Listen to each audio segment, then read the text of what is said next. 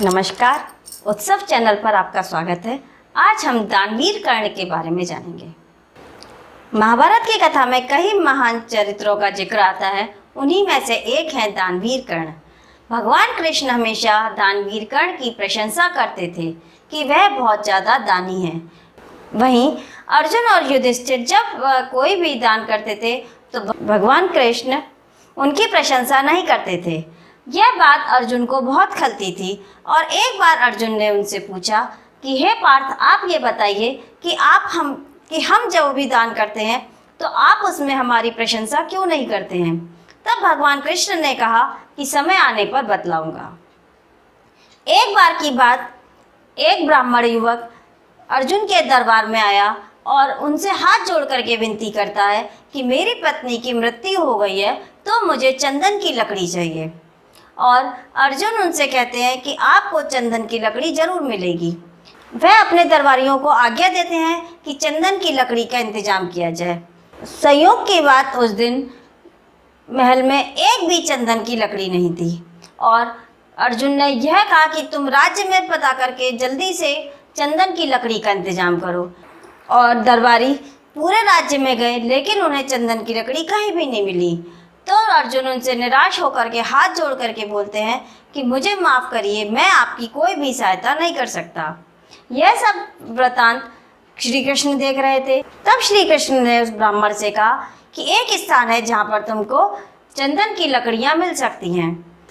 तब श्री कृष्ण उस ब्राह्मण को कर्ण के पास ले गए और भगवान श्री कृष्ण ने अर्जुन को भी कहा कि वह भी ब्राह्मण का भेष बना ले और उन्होंने अपना भी भेष बदल लिया और वह तीनों कर्ण के राज दरबार में गए।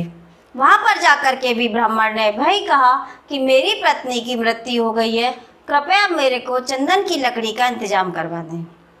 वहां भी कर्ण ने अपने दरबारियों को आदेश दिया कि तुरंत चंदन की लकड़ी का इंतजाम किया जाए, लेकिन वहां पर भी चंदन की एक भी लकड़ी नहीं थी।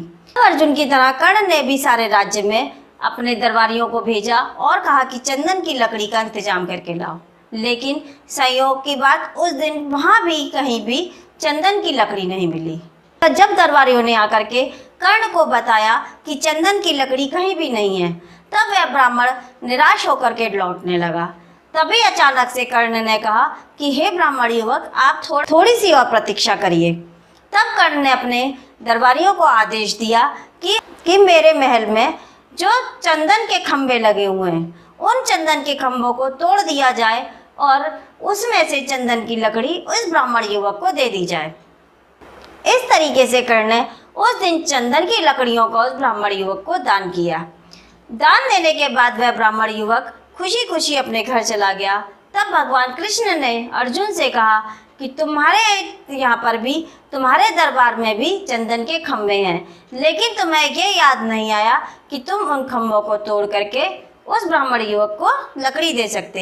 लेकिन कर्ण ने उस ब्राह्मण युवक को हर तरीके से कोशिश करके, जितने भी वह कोशिश कर सकता था, उसने चंदन की लकड़ी उस ब्राह्मण युवक को दी और फिर से अपना नाम दानवीर कर्ण के रूप में विख्यात किया।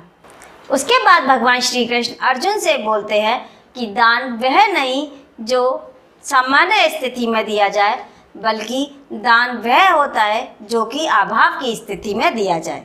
यही कारण है कि कर्ण को हमेशा दानवीर कर्ण कहा जाता है और उनके दरबार पर जो भी आया वह कभी खाली हाथ नहीं गया।